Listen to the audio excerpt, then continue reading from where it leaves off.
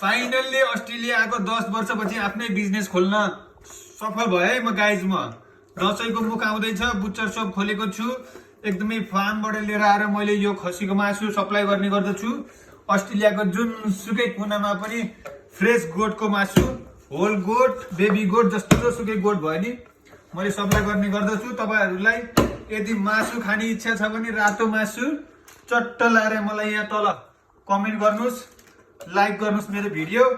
म हजुरलाई home delivery गरिदिइहाल्छु। एकदमै सस्तो छ, 10 रुपियाँ किलो, मात्र 10 रुपियाँ किलो। 10 रुपियाँ किलोमा मैले दुईटा खुट्टा पनि दिन्छु, थोरै भुटन, कलेजो पाङ्रा पनि दिन्छु। एकदमै राम्रो छ मासु। फाइनल्ली 10 वर्षपछि आफ्नै बिजनेस स्टार्ट गर्न पाएकोमा म धेरै धेरै खुसी छु।